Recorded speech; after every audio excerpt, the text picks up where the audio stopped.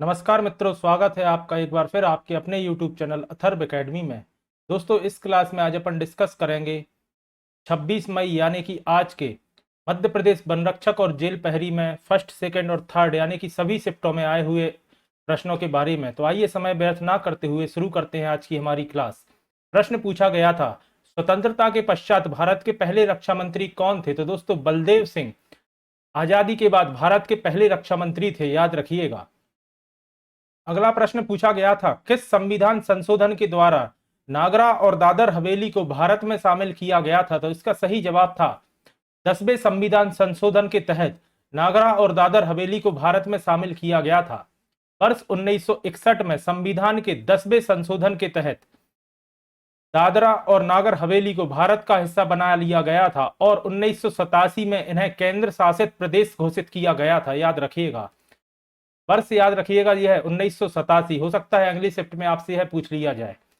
अगला प्रश्न था, भारत का सबसे छोटा राष्ट्रीय उद्यान कौन सा है? दोस्तों, साउथ बटन आइलैंड राष्ट्रीय उद्यान, जो कि अंडमान निकोबार आइलैंड पर स्थित है।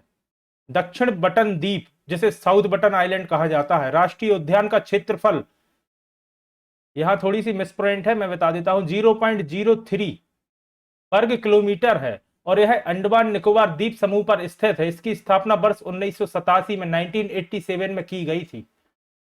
अगला प्रश्न था, आलू में कौन सा रोग होता है? तो दोस्तों, आलू में झुलसा रोग होता है।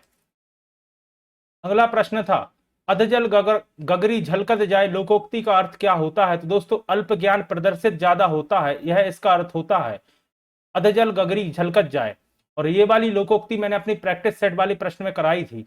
अगला प्रश्न है, आगरा किले को विश्व धरोहर कब घोषित किया गया, यानी कि यूनेस्को की लिस्ट में कब घोषित किया गया? तो वर्ष 1983 में आगरा के किले को यूनेस्को की लिस्ट में शामिल किया गया।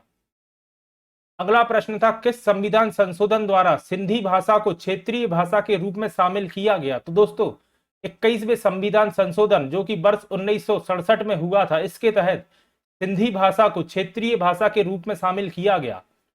अगला प्रश्न है, मूल मात्रकों की संख्या कितनी होती है? दोस्तों, आज दोपहर में ही मैंने अपनी प्रैक्टिस सेट वाली क्लास में यह प्रश्न डिस्कस किया था। तो मूल मात्रकों की संख्या 7 होती है, जो कि है metre, kilogram, second, ampere, kelvin, candela एवं मोल। दोस्तों, प्रैक्टिस सेट वाली क्लासेस आप जरूर देखिएगा। आज सुबह वाली क्लास में ही मैंने यह डिस्कस किया था और आज तीसरी शिफ्ट में यह प्रश्न पूछ लिया गया है। अगला प्रश्न आया था, ग्लोबल वार्मिंग शब्द किसने दिया था? दोस्तों, ग्लोबल वार्मिंग शब्द वॉलेस स्मिथ ब्रोकर द्वारा दिया गया था। ग्लोबल वार्मिंग शब्द को प्रचलित करने वाले जलवायु वैज्ञानिक वॉलेस स्मिथ ब्रोकर का 18 फरवरी 2019 को निधन हुआ। उन्हें विज्ञान जगत में जलवायु विज्ञान के पितामह के रूप में जाना जाता था, याद रखिएगा। अगला प्रश्न था, अनुच्छेद 300A का संबंध किससे है? तो दोस्तों, 300A का संबंध संपत्ति के अधिकार से है। 44वें संविधान संशोधन अधिनियम 1978 द्वारा संपत्ति के अधिकार को मौलिक अधिकारों की सूची से हटा दिया गया था। दोस्तों, सभी मौलिक अधिकार एवं संविधान से संबंधित प्रश्नों के बारे में मैं अपनी प्रैक्टिस सेट की क्लास में डिस्कस कर चुका हूं। अगला प्रश्न आया था, कृष्णमूर्ति का संबंध किससे है? तो दोस्तों, कृष्णमूर्ति का संबंध भरतनाट्यम से है। भरतनाट्यम दोस्तों तमिलनाडु राज्य का राजकीय नृत्य है। कृष्णमूर्ति को पद्मश्री 1968 में, पद्म भूषण 2001 में और पद्म विभूषण 2016 में पुरस्कार प्राप्त हुए हैं। भरतनाट्यम नृत्य का संबंध तमिलनाडु राज्य से है। यह मैंने इसलिए डिस्कस किया है कि हो सकता है अगली शिफ्ट में आपसे यह पूछ लिया जाए। फिर प्रश्न आया था, चंद्रा नायडू का संबंध किस क्षेत्र से है? तो दोस्तों, चंद्रा नायडू का संबंध क्रिकेट से है और यह एक एम्पायर थी, याद रखिएगा। अगला प्रश्न आया था, जीव विज्ञान का जनक किसे कहा जाता है? तो दोस्तों, जीव एवं जंतु विज्ञान का जनक अरस्तु को कहा जाता है। अरस्तु जो कि सिकंदर के गुरु थे। अगला प्रश्न था, वर्ल्ड बैंक या विश्व बैंक की स्थापना किस वर्ष की गई थी? तो दोस्तों, जुलाई 1944 में वर्ल्ड बैंक या विश्व बैंक की स्थापना की गई थी। अगला प्रश्न था, रचना के आधार पर वाक्य के कितने भेद होते हैं? तो दोस्तों, जैसा कि आप सभी जानते होंगे, वाक्य के 3 भेद होते हैं रचना के आधार पर, सरल वाक्य, संयुक्त वाक्य और मिश्र वाक्य। अगला प्रश्न था, अनुच्छेद 21 का संबंध किससे है? तो दोस्तों, दैहिक स्वतंत्रता का अधिकार का संबंध है अनुच्छेद 21 से। अगला प्रश्न था, रामप्पा मंदिर कहाँ स्थित है? तो दोस्तों रामप्पा मंदिर तेलंगाना में स्थित है। अगला प्रश्न आया था, मध्य प्रदेश के प्रथम राज्यपाल कौन थे? तो दोस्तों डॉक्टर पट्टाभी सीतारमैया, आप सभी जानते होंगे मध्य प्रदेश राज्य के प्रथम राज्यपाल थे। अगला प्रश्न आया था, अटल बिहारी वाजपेयी का जन्म कहाँ हुआ था? दोस्तों अटल बिहारी वाजपेयी का जन्म ग्वालियर में हुआ था, और याद रखिएगा 25 दिसंबर क्रिसमस के दिन अटल बिहारी वाजपेयी का जन्म हुआ था। अगला प्रश्न था, भारत के पहले प्रधानमंत्री कौन थे? तो दोस्तों काफी सरल प्रश्न पूछ लिया गया था। पंडित जवाहरलाल नेहरू भारत के पहले प्रधानमंत्री थे, आप सभी जानते होंगे। अगला प्रश्न आया था, प्रथम बौद्ध संगीतिका की अध्यक्षता किसके द्वारा की गई थी? तो प्रथम बौद्ध संगीति की अध्यक्षता महाकश्यप के द्वारा की गई थी, याद रखिएगा महाकश्यप। अगला प्रश्न था, अपेक का मुख्यालय कहां है? दोस्तों अपेक का पूर्ण रूप होता है एशिया पैसिफिक इकोनॉमिक कॉरपोरेशन, याद रखिएगा, और इसका मुख्यालय सिंगापुर में है। और यह प्रश्न दोस्तों पटवारी के एग्जाम में भी 2 से 3 शिफ्टों में पूछा जा चुका है। अगला प्रश्न था, भारत की कौन सी सिटी संघाई सहयोग संगठन की पहली पर्यटन और सांस्कृतिक राजधानी बनी? तो दोस्तों बनारस या वाराणसी इसका सही जवाब था। अगला प्रश्न था, AUCN की स्थापना कब और कहां की गई थी? दोस्तों इसकी स्थापना 5 अक्टूबर 1948 में फ्रांस में की गई थी, और इसका मुख्यालय स्विट्जरलैंड के जिनेवा में है, याद रखिएगा। अगला प्रश्न था, दोहरी शासन प्रणाली की शुरुआत किसने की थी? तो दोस्तों रॉबर्ट क्लाइव द्वारा दोहरी शासन प्रणाली की शुरुआत की गई थी। अगला प्रश्न था, अनुच्छेद 352 का संबंध किससे है? दोस्तों इस बार की MPPSC के एग्जाम में यह प्रश्न पूछा गया था, और राष्ट्रीय आपातकाल से अनुच्छेद 352 का संबंध है, याद रखिएगा। अगला प्रश्न था, मध्य प्रदेश के प्रथम मुख्यमंत्री कौन थे? तो दोस्तों पंडित रविशंकर शुक्ल मध्य प्रदेश के पहले मुख्यमंत्री थे, याद रखिएगा। अगला प्रश्न था, राजभाषा को किस अनुसूची में रखा गया है? तो दोस्तों राजभाषा को 8वीं अनुसूची में रखा गया है। साथ ही याद रखिएगा प्रश्न आता है कितनी भाषाएं रखी गई हैं? तो कुल 22 भाषाएं रखी गई हैं 8वीं अनुसूची में। अगला प्रश्न था, ओजोन परत कहां पाई जाती है? तो याद रखिएगा समताप मंडल में ओजोन परत पाई जाती है, और विज्ञान का काफी महत्वपूर्ण प्रश्न है ये। अगला प्रश्न था, बाघ की गुफाएं कहां स्थित है? तो दोस्तों मध्य प्रदेश के धार में स्थित है बाघ की गुफाएं, और इनका संबंध बौद्ध धर्म से है, कई बार यह भी पूछ लिया जाता है, तो याद रखिएगा। अगला प्रश्न था, ऑक्टेन नंबर से किसकी शुद्धता की जांच की जाती है? तो दोस्तों ऑक्टेन नंबर से पेट्रोल की शुद्धता की जांच की जाती है।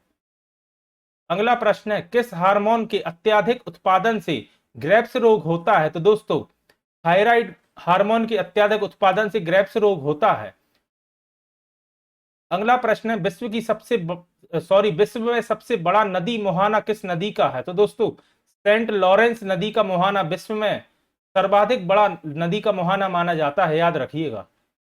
अगला प्रश्न था, निम्न में से कहां अंतरराष्ट्रीय मुद्रा कोष का मुख्यालय है? तो दोस्तों वॉशिंगटन DC जो कि अमेरिका में है, यहां अंतरराष्ट्रीय मुद्रा कोष का मुख्यालय है। और अगर सदस्य पूछे जाए तो 190 सदस्य देश इसमें है, और इसकी स्थापना वर्ष 1945 में की गई थी, याद रखिएगा। अगला प्रश्न है, फेस्टिवल ऑफ इनोवेशन का उद्घाटन कहां किया गया है? तो दोस्तों इसका उद्घाटन राजधानी भोपाल में किया गया है। यह सभी प्रश्न दोस्तों अगर आपने हमारी प्रैक्टिस सेट की क्लास देखी है तो मुझे बताने की जरूरत नहीं है कि यह लगभग सभी प्रश्न मैं प्रैक्टिस सेट में डिस्कस कर चुका हूं। अगला प्रश्न पूछा गया था, भारत में रेलवे के जनक किसे माना जाता है? तो दोस्तों लॉर्ड डलहौजी को भारतीय रेलवे का जनक माना जाता है। साथ ही याद रखिएगा लॉर्ड डलहौजी राज हड़प नीति के लिए भी जाने जाते हैं। भारत में डाक व्यवस्था की शुरुआत लॉर्ड डलहौजी द्वारा की गई थी, याद रखिएगा। अगला प्रश्न है, विश्व स्वास्थ्य संगठन के अध्यक्ष कौन है? तो दोस्तों टेड्रोस एड्रेनोम गेब्रेलेस विश्व स्वास्थ्य संगठन या WHO के अध्यक्ष हैं, वर्ल्ड हेल्थ ऑर्गेनाइजेशन, और इसका मुख्यालय जिनेवा स्विट्जरलैंड में है। मुख्यालय जिनेवा स्विट्जरलैंड, और स्थापना 7 अप्रैल 1948, याद रखिएगा।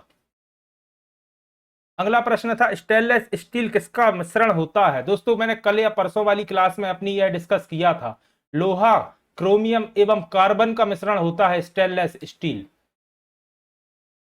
अगला प्रश्न था, T20 वर्ल्ड कप 2022 में मैन ऑफ द सीरीज किसे चुना गया? तो दोस्तों इंग्लैंड के प्लेयर सैम करन को T20 वर्ल्ड कप 2022 में मैन ऑफ द सीरीज चुना गया। सैम करन IPL 2023 में सबसे महंगे खिलाड़ी बने, जिन्हें 18.5 करोड़ रुपए की राशि में खरीदा गया, याद रखिएगा। अगला प्रश्न है, बॉक्साइट किसका अयस्क है? दोस्तों आज सुबह वाली क्लास में मैंने यह बताया था, बॉक्साइट एल्यूमिनियम का अयस्क होता है। साथ ही याद रखिएगा कोरंडम एवं क्रायोलाइट भी एल्यूमिनियम के अयस्क होते हैं या ओर्स होते हैं। अगला प्रश्न था 54वां ज्ञानपीठ पुरस्कार किसे दिया गया? तो दोस्तों अमिताभ घोष को 54वां ज्ञानपीठ पुरस्कार दिया गया। और दोस्तों यह याद रखिएगा, यह वर्ष 2019 में दिया गया 54वां ज्ञानपीठ पुरस्कार। अगला प्रश्न था इंडियन गर्ल पुस्तक के लेखक कौन है? तो दोस्तों यह चेतन भगत की पुस्तक है, इंडियन गर्ल।